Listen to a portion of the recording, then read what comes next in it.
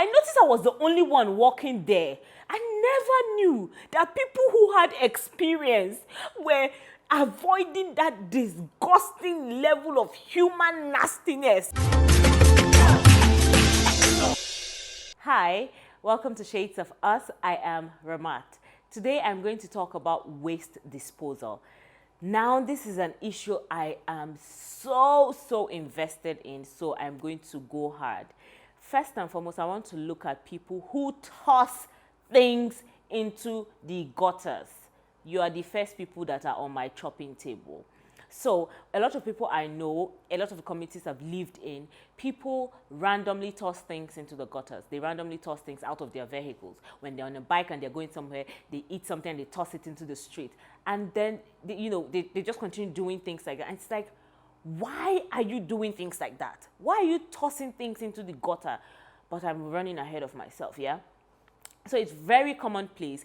People will sweep their shops in places that have storefronts, right? People would sweep, things into the gutter. Other people can come and dump things inside the gutter. Like they could leave their neighborhood and go into someone's gutter and drop things there. And usually during the dry season, our gutters now fill up to the brim because they're always very dirty. Everyone is dumping things there. People will sweep, road sweepers will sweep sand into the gutter. What do you call it? People who have their stores will sweep into the gutter. People who have their houses will sweep into the gutter. And then in the dry season, the gutters fill up. But you see, the earth knows how to treat your, for lack of a better word,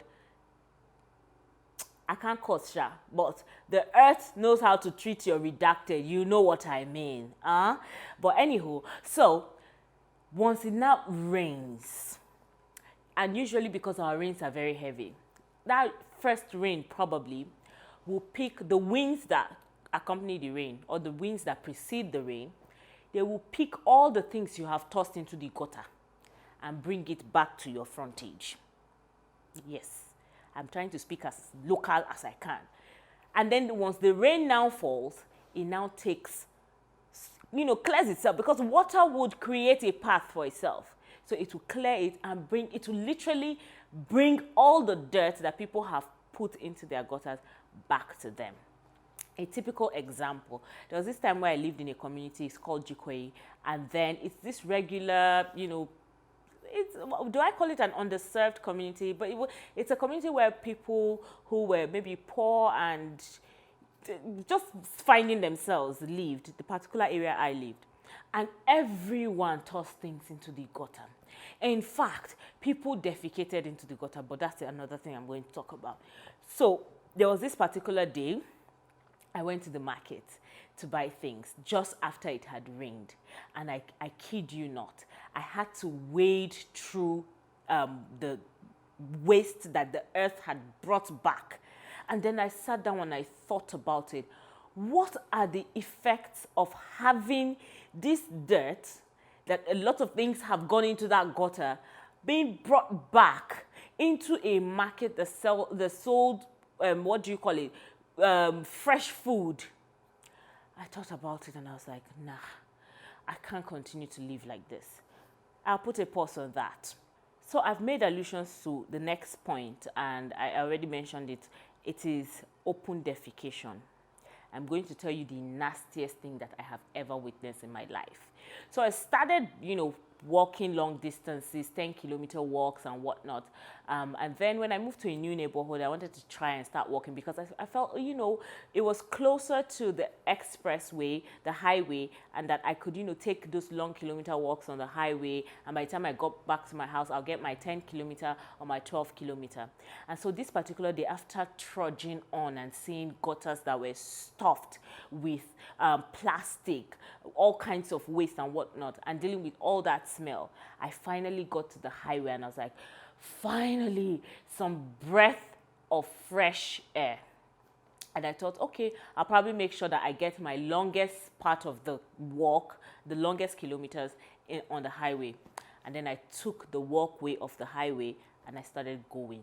And for some reason, my eyes went into the gutters that we have in the highway. And Lord God, Lady Sky Spirit, whatever you believe in, I've been trying to delete the image from my head for years. It's not going anywhere. But because I have to say it as is, it was all manner of feces. People defecated in the gutter. And the worst part is, you know how when your eye is drawn to something nasty and then it stays in your brain? Like, I literally gagged. And I realized, because when I was walking on the walkway, I noticed I was the only one walking there. I never knew that people who had experience were avoiding that disgusting level of human nastiness. And when I saw that, I quickly crossed over and I was like, Lord, no, I can't deal with this nonsense. This is trash. And trust me, it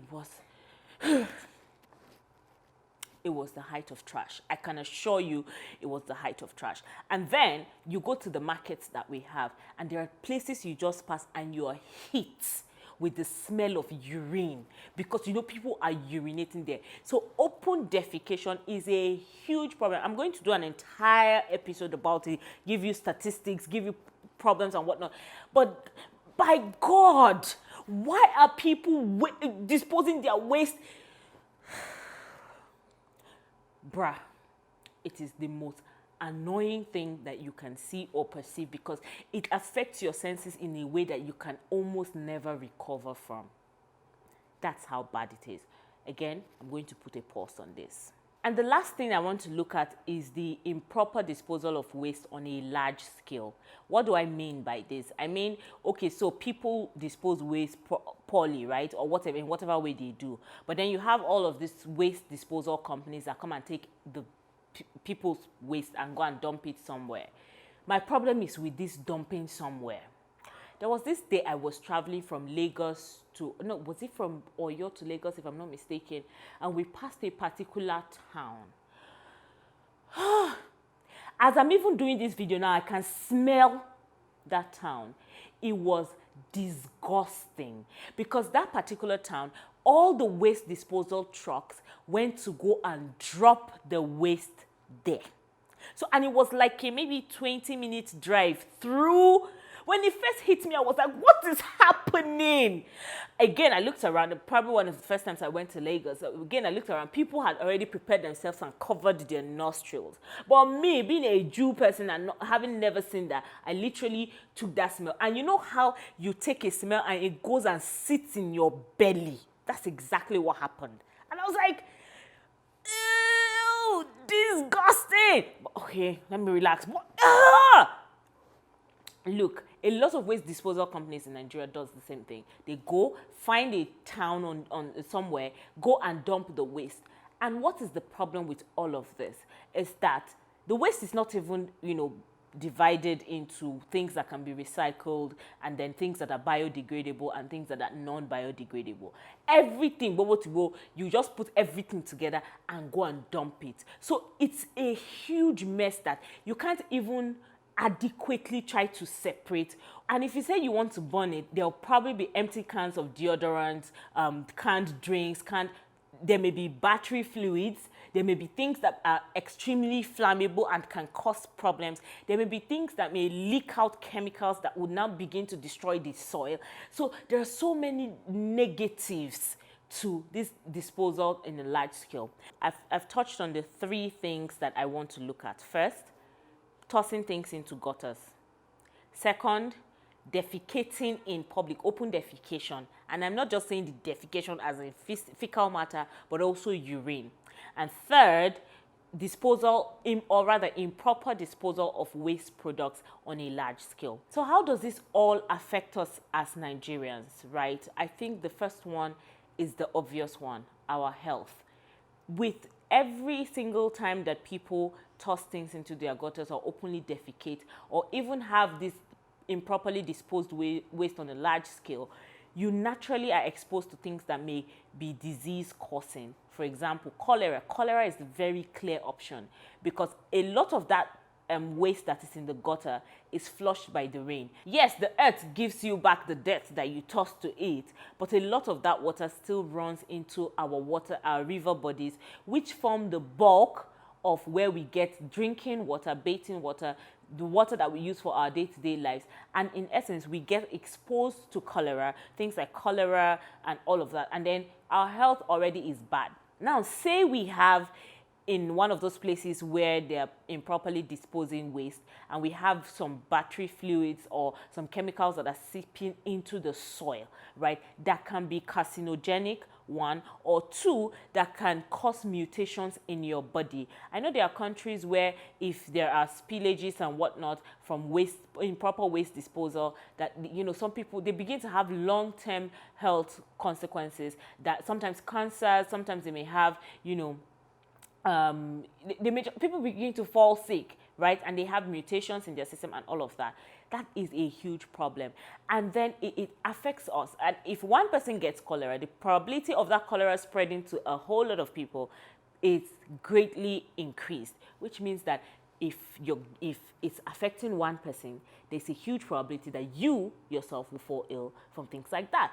And then imagine that someone defecates in a gutter or tosses things in a gutter, and then that gutter is washed into common areas like the market where fresh food like meat, vegetables are sold.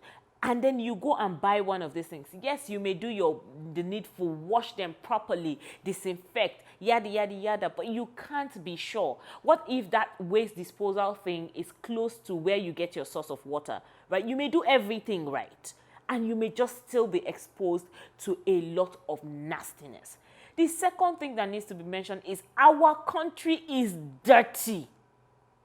Abuja is the center of Nigeria. It's supposed to be our most advanced city in the sense of cities, right?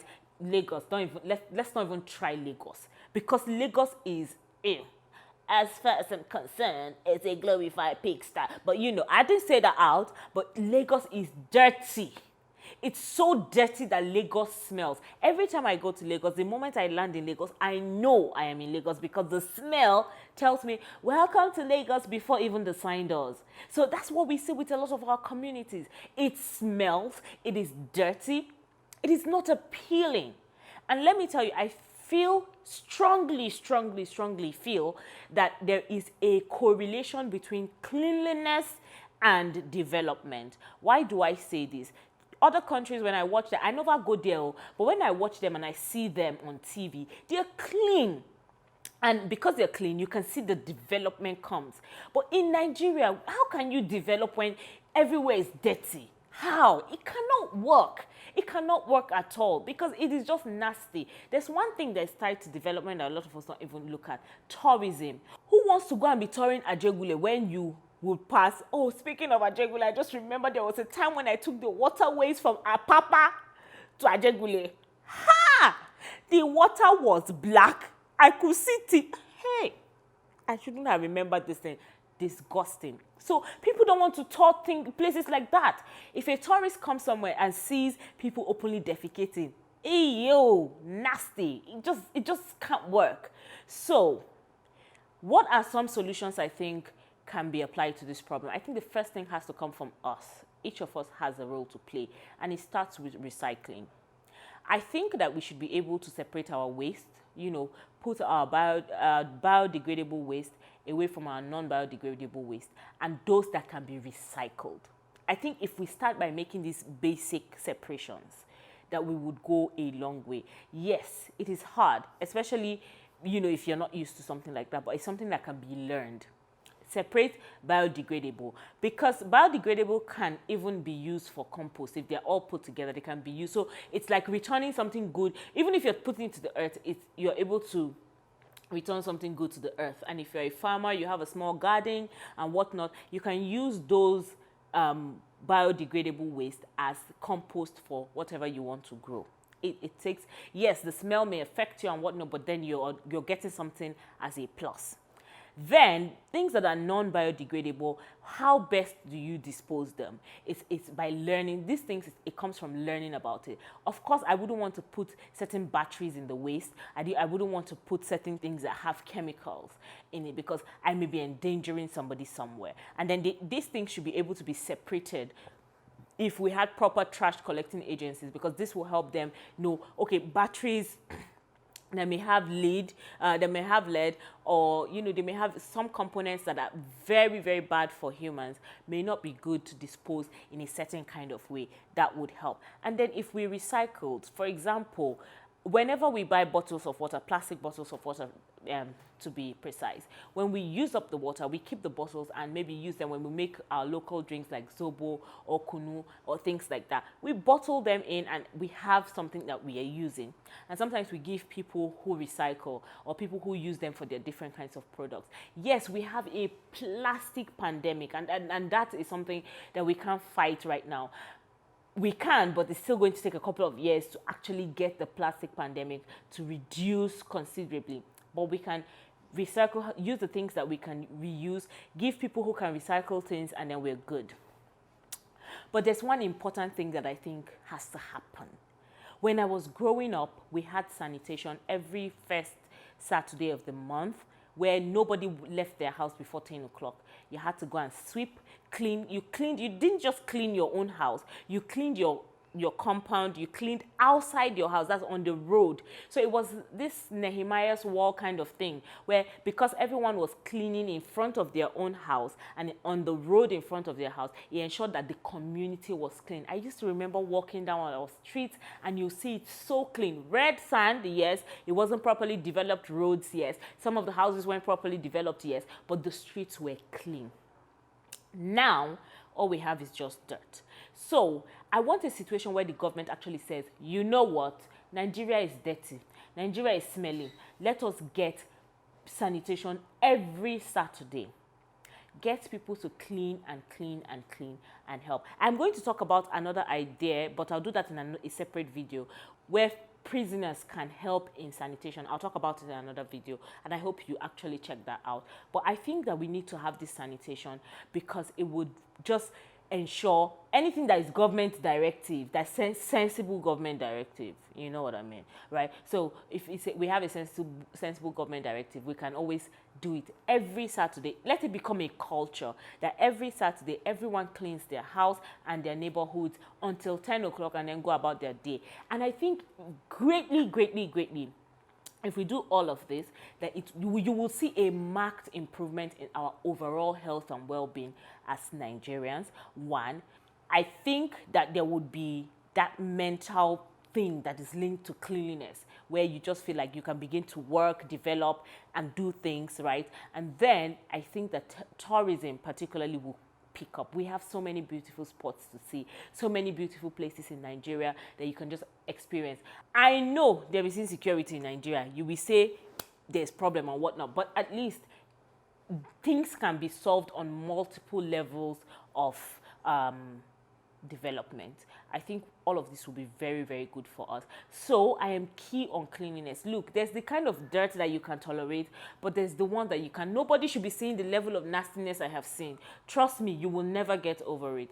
So I really think that we should make it our point of duty, first as individuals, as a community, and as a country, to clean our country and properly dispose waste so that we are overall better, overall healthier, overall our well-being is good, and overall can develop as a people and as a nation. What do you think about this topic? Share your thoughts. What other ways can we, get waste to be disposed properly and to improve our health? I'd like to hear your comments. Use the comment section and tell me what you think. Please watch this video to the end because I am across social media and I share the ways that you can reach out to me. Talk to me on the platform that you prefer, and I will be there to discuss with you. That's about it on this topic today. Thank you for watching, and I am most grateful. It's hugs and kisses from Amat. Bye.